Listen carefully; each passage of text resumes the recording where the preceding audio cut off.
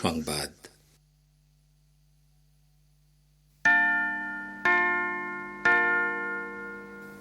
Radio Tehran থেকে শুরু হচ্ছে বিশ্ব সংবাদ।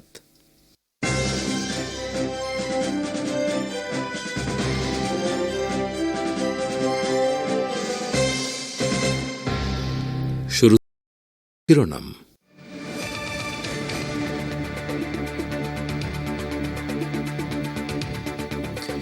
ইরানের শক্তিমত্তা প্রদর্শনের মহড়ায় স্পর্শকাতর স্থাপনাগুলো রক্ষায় নতুন ও অজানা আকাশ প্রতিরক্ষা ব্যবস্থার পরীক্ষা। ইরান ইউরোপের প্রধান কৌশলগত ও নিরাপত্তাগত চ্যালেঞ্জ। ইরানের পরমাণু কর্মসূচির বিরুদ্ধে ফরাসি প্রেসিডেন্ট ম্যাক্রনের দেয়া বক্তব্য। জুলাই অভ্যুত্থানে আহত ১০০ জনকে কর্মসংস্থানের প্রস্তাব স্বরাষ্ট্র উপদেষ্টার। দেশে ফিরলেন ভারতে আটক ৯০ জেলে ও নৌকর্মী।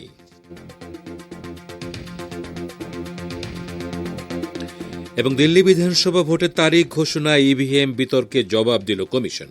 দিল্লি থেকে ভোটে লড়বেন কেজরিওয়াল।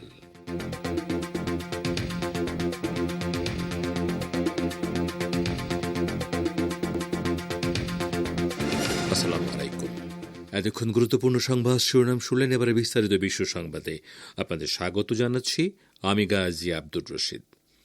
ইরানের আকাশ প্রতিরক্ষা ব্যবস্থার জয়েন্ট হেডকোয়ার্টারের কমান্ডার ব্রিগেডিয়ার জেনারেল কাদের রাহিম জাদে বলেছেন, সেনাবাহিনী ও ইসলামী বিপ্লবী গার্ড বাহিনী বা আইআরজিসির যৌথ উদ্যোগে ইরানের স্পর্শকাতর স্থাপনাগুলোর সুরক্ষায় নয়া আকাশ প্রতিরক্ষা ব্যবস্থা মোতায়েন করা হয়েছে। আগামী কয়েকদিনের মধ্যে সশস্ত্র বাহিনীর এক যৌথ মহড়ায় শক্তিমত্তার সঙ্গে ইরানের আকাশ সীমা রক্ষা করার বিষয়টি প্রদর্শনের উদ্দেশ্যে এই ব্যবস্থার পরীক্ষা চালানো হবে। জেনারেল রাহিম জাদে আইআরআইবিকে দেয়া এক সাক্ষাৎকারে বলেন, বার্ষিক নিখুঁত পরিকল্পনা ও কর্মসূচির ভিত্তিতে দেশজুড়ে আকাশ প্রতিরক্ষা ব্যবস্থার এই মহড়া অনুষ্ঠিত হবে। আগামী কয়েকদিনের মধ্যে ইরানের সশস্ত্র বাহিনীর শক্তিমত্তা প্রদর্শন করার উদ্দেশ্যে এ মহড়া চালানো হবে।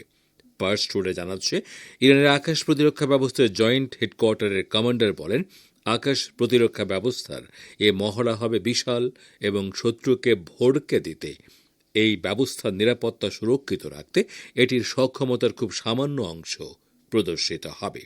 ইরানের সশস্ত্র বাহিনীর ইকতেদার বা শক্তিমত্তা নামক মহড়া রোববার শুরু হয়েছে এবং আগামী ২ মাস ধরে চলবে। ইরানের আকাশ, স্থল ও পানির সীমানা জুড়ে এই বিশাল মহড়া অনুষ্ঠিত হচ্ছে। ইসলামী প্রজাতন্ত্র ইরান এবং রাশিয়ার মধ্যে চলতি জানুয়ারি মাসের মাঝামাঝি সময়ে দীর্ঘমেয়াদী পূর্ণাঙ্গ সহযোগিতা চুক্তি সই হতে পারে। ইরানের পররাষ্ট্র মন্ত্রণালয়ের মুখপাত্র ইসমাইল বাকাই গতকাল তেহরানের সাপ্তাহিক প্রেস ব্রিফিংয়ে একথা জানিয়েছেন। তিনি জানান, এই চুক্তির নানা দিক রয়েছে। এর মধ্যে সবচেয়ে গুরুত্বপূর্ণ অংশ হচ্ছে বাণিজ্য, অর্থনীতি, জ্বালানি এবং পরিবেশ খাত। এর পাশাপাশি প্রতিরক্ষা এবং নিরাপত্তা বিষয়েও এই চুক্তির আওতায় থাকবে বলে তিনি জানান। বাকাই জানান, গত গ্রীষ্মের প্রথম দিকে চুক্তির খসড়া ইরান ও রাশিয়া অনুমোদন করেছে এবং এখন দুই দেশের প্রেসিডেন্ট চূড়ান্ত চুক্তিতে সঠিক সময়ে স্বাক্ষর করার জন্য অপেক্ষা করছেন। চুক্তির ব্যাপারে আগের বিভিন্ন সময়ের আলোচনার কথা উল্লেখ করে পররাষ্ট্র মন্ত্রণালয়ের মুখপাত্র বলেন, তেহরান ও মস্কোর সম্পর্ক জোরদার করার জন্য আগের সমস্ত ডকুমেন্ট আপডেট করতে হবে। দীর্ঘদিন ধরে ইরান ও রাশিয়া কৌশলগত ঘনিষ্ঠ মিত্র এবং পশ্চিমা কঠোর নিষেধাজ্ঞা থাকা সত্ত্বেও গত কয়েক বছর ধরে দুই দেশ বিভিন্ন ক্ষেত্রে তাদের সম্পর্ক গভীর করেছে। ফ্রান্সের প্রেসিডেন্ট ইমানুয়েল ম্যাক্রন তার ইরান বিরোধী বক্তব্যের পুনরাবৃত্তি করে দাবি করেছেন, ইরানের পরমাণু কর্মসূচি এমন একটি অবস্থায় চলে যাচ্ছে যেখান থেকে আর তাকে ফিরিয়ে আনা সম্ভব নয়। তিনি গতকাল রাজধানী প্যারিসে বিশ্বের বিভিন্ন দেশে নিযুক্ত ফরাসি রাষ্ট্রদূতদের বার্ষিক সম্মেলনে ভাষণ দিতে গিয়ে এই দাবি করেন। তিনি বলেন, ২০১৫ সালে স্বাক্ষরিত পরমাণু সমঝোতা নবায়নের ব্যাপারে আলোচনায় অগ্রগতি না হলে তেহরানের উপর নিষেধাজ্ঞা পুনর্বহালের কথা ভাবতে হবে। ম্যাক্রন ইরানকে ফ্রান্স সহ ইউরোপের প্রধান কৌশলগত ও নিরাপত্তাগত চ্যালেঞ্জ বলে উল্লেখ করেন। ফ্রান্সের প্রেসিডেন্ট দাবি করেন, ইরানের পরমাণু কর্মসূচির গতি বেড়ে যাওয়ায় আমরা এমন একটি অবস্থায় চলে যাচ্ছি যেখান থেকে আর ফিরে আসা সম্ভব নয়। পরমাণু সমঝোতার মেয়াদ আনুষ্ঠানিকভাবে আসছে অক্টোবরে শেষ হয়ে যাবে জানিয়ে ফরাসি প্রেসিডেন্ট বলেন, আমাদেরকে আগামী মাসগুলোতে একথা ভাবতে হবে যে আমরা ইরানের বিরুদ্ধে নিষেধাজ্ঞা পুনর্বহলের দিকে যাব নাকি যাব না। ম্যাক্রন দাবি করেন, ইরানের ব্যালিস্টিক ক্ষেপণাস্ত্র এবং রাশিয়ার প্রতি তেহরানের সমর্থনও ইউরোপের জন্য হুমকি হিসেবে বিবেচিত হচ্ছে। সিরিয়ার পশ্চিমাঞ্চলীয় হোমস প্রদেশের জুলানি বাহিনীর হাতে সাধারণ মানুষের অপহরণ ও গুম হওয়ার ঘটনা অব্যাহত রয়েছে। হোমস শহর থেকে গত প্রায় এক মাসে অন্তত ৯০০ ব্যক্তি গুম হয়েছেন। প্রায় এক মাস আগে সিরিয়ার ক্ষমতা গ্রহণকারী হায়াত তাহরির আশ-শাম বা এইচটিএস এর সশস্ত্র ব্যক্তিরা সাবেক বাশার আল আসাদ সরকারের অনুসারীদের বিরুদ্ধে অভিযানের নামে ব্যাপক ধরপাকড় চালিয়ে যাচ্ছে। শুধুমাত্র হোমস শহর থেকে গত ৮ ডিসেম্বরের পর থেকে অন্তত ৯০০ ব্যক্তিকে ধরে নিয়ে গেছে জোলানি বাহিনী এবং তাদের কোনো খোঁজ পাওয়া যাচ্ছে না। আল মায়াদিনের উদ্ধৃতি দিয়ে বাশরে জানাচ্ছে, এমন সময় এসব মানুষকে অবৈধ আটক করে অজ্ঞাত স্থানে নিয়ে যাওয়া হচ্ছে যখন জোলানি প্রশাসনের নির্দেশে সাবেক বাশার আল আসাদ সরকারের সেনাবাহিনীতে কর্মরত সৈনিক ও কর্মকর্তা তাদের অস্ত্রশস্ত্র জমা দিয়ে নিজেদের জন্য নতুন পরিচয়পত্র গ্রহণ করেছিলেন। তাদেরকে ধরে নিয়ে যাওয়া হয়েছে, তাদের বেশিরভাগই এ ধরনের যুবক। এদিকে হোমসের জনগণের সঙ্গে, বিশেষ করে সেখানকার শিয়া জনগোষ্ঠীর সঙ্গে এইচটিএস এর সশস্ত্র ব্যক্তিদের সহিংস আচরণের বিভিন্ন ভিডিও সামাজিক মাধ্যমগুলোতে ছড়িয়ে পড়েছে। মার্কিন সন্ত্রাসী সেনাবাহিনী সিরিয়ার রাকা প্রদেশে একটি অত্যাধুনিক সামরিক ঘাঁটি নির্মাণ করার প্রাথমিক আয়োজন সম্পন্ন করেছে বলে খবর পাওয়া গেছে, কিন্তু এ ব্যাপারে জোলানি নেতৃত্বাধীন সরকার কোনো প্রতিবাদ জানায়নি। সিরিয়ার বিভিন্ন সূত্র জোলানির সবুজ সংকেত নিয়ে দেশটির রাকা প্রদেশের প্রথম স্থায়ী মার্কিন ঘাঁটি নির্মাণের কাজ শুরু হওয়ার খবর জানিয়েছে। পাসপোর্টে জানিয়েছে, মার্কিন বাহিনী ওই ঘাঁটি নির্মাণ করার জন্য গত ৩ সপ্তাহ ধরে প্রয়োজনীয় সরঞ্জাম ইরাক থেকে সিরিয়ার নেয়ার কাজ চালিয়ে যাচ্ছে। রিপোর্টে বলা হয়েছে, রাকা শহরের উপকণ্ঠে সিরিয়ার সেনাবাহিনীর একটি ঘাঁটিতে মার্কিন সেনা মোতায়েন করা হয়েছে এবং তারা ওই ঘাঁটির প্রবেশপথ বন্ধ করে দিয়েছে। এর কয়েকদিন আগে জানা গিয়েছিল যে ডেল্টা নামক মার্কিন বিশেষ বাহিনীর সেনারা ইরাকের আল ওয়ালিদ ক্রসিং দিয়ে সিরিয়ার রাকায় প্রবেশ করেছে। এদিকে সিরিয়ার কুর্দি ডেমোক্রেটিক ফোর্স বা এসডিএফ খবর দিয়েছে, দেশটির উত্তরাঞ্চলীয় আলেপ্পো শহরের উপকণ্ঠে তিসরিন বাঁধের কাছে একটি টিলার উপর সেনা ঘাঁটি নির্মাণ করার চেষ্টা করছে তুরস্ক। এসডিএফ এ খবর জানিয়ে বলেছে, তারা নির্মাণাধীন ওই ঘাঁটিতে হামলা চালিয়েছে।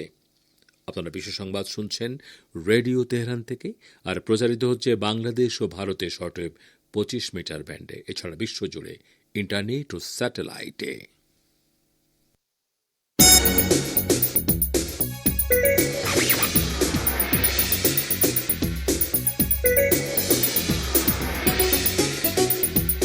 রেডিও তেহরান, খবরের সঙ্গে 24 ঘন্টা। ভিজিট করুন আমাদের ওয়েবসাইট parstoday.ir/dn।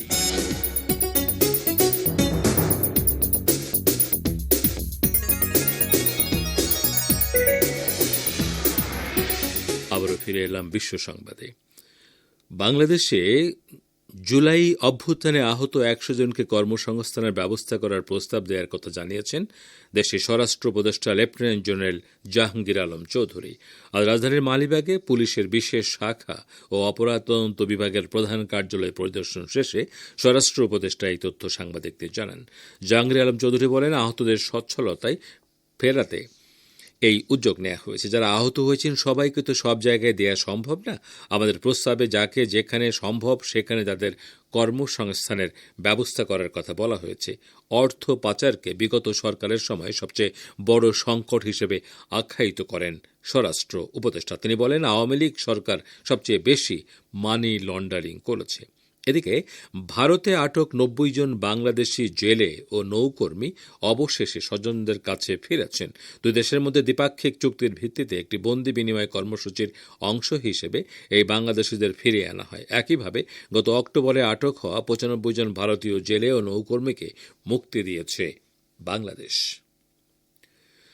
ভারতের দিল্লি বিধানসভা নির্বাচনের তারিখ ঘোষণা করেছে দেশটির নির্বাচন কমিশন। আজ সংবাদ সম্মেলনে কমিশন জানিয়েছে, আগামী ৫ ফেব্রুয়ারি দিল্লি বিধানসভা নির্বাচন অনুষ্ঠিত হবে। ৮ ফেব্রুয়ারি ভোট গণনা হবে। মামলা বিচারাধীন থাকার কারণে বসিরহাটের উপনির্বাচন এখন হবে না বলেও জানিয়েছে কমিশন। তবে তারিখ ঘোষণার আগে থেকেই রাজধানীতে নির্বাচনের হাওয়া বইতে শুরু করেছে। বিজেপি প্রাথমিকভাবে ৭০ আসনের মধ্যে ২৯ আসনে প্রার্থীদের নাম ঘোষণা করেছে। অন্যদিকে লোকসভা নির্বাচনে কংগ্রেসের সঙ্গে জোট করলেও বিধানসভায় একলা চলনীতিতে এগোচ্ছে আম আদমি পার্টি বা আপ। সব আসনে প্রার্থীর নাম ঘোষণা করেছে অরবিন্দ কেজরিওয়ালের দল আপ। দলটি জানিয়েছে, বিধানসভা নির্বাচনে মুখ্যমন্ত্রী প্রার্থী হিসেবে নয়াদিল্লি থেকে প্রতিদ্বন্দ্বিতা করবেন দলের সুপ্রিমো অরবিন্দ কেজরিওয়াল। কমিশন জানিয়েছে, আগামী ১০ জানুয়ারি নির্বাচনের বিজ্ঞপ্তি জারি করা হবে। মনোনয়ন জমা দেওয়ার শেষ তারিখ ১৭ জানুয়ারি। পরের দিন বাছাই এবং ২০ জানুয়ারি পর্যন্ত মনোনয়ন প্রত্যাহার করা যাবে।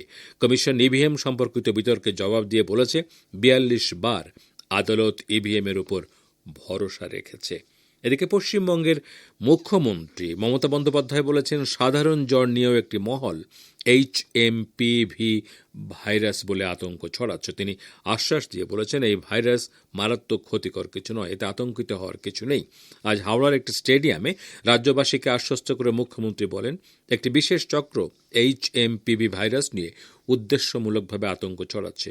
এ বিষয়ে আতঙ্কিত না হওয়ার জন্য তিনি জনগণের প্রতি আহ্বান জানান। গতকালও একই বিষয়ে আশ্বস্ত করেন এবং তার সরকারের নেয়া স্বাস্থ্য সাথী ব্যবস্থার প্রতি আস্থা রাখার কথা বলেছেন। উল্লেখ্য, সম্প্রতি কর্ণাটকে ২টি, গুজরাটের ১টি, তামিলনাড়ুর ২টি ও কলকাতার একটি শিশুর শরীরে HMPVর সংক্রমণ ধরা পড়েছে।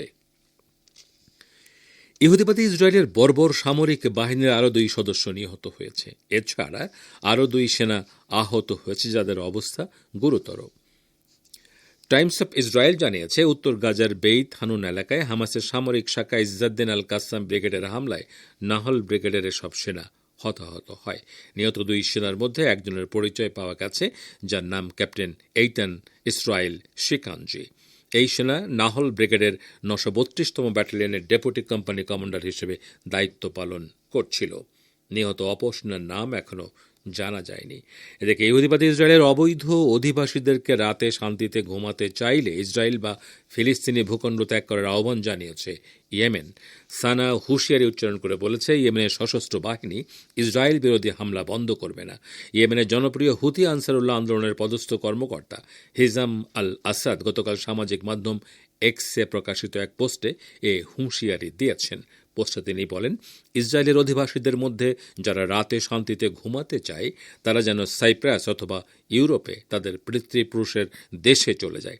ইয়েমেনের এই পদস্থ কর্মকর্তা বলেন, গাজা উপত্যকায় দখলদার ইহুদিবাদী বাহিনী যতদিন গণহত্যামূলক যুদ্ধ বন্ধ না করবে ততদিন ইয়েমেনের সশস্ত্র বাহিনী ইসরায়েলি ভূখণ্ড লক্ষ্য করে হামলা চালিয়ে যাবে।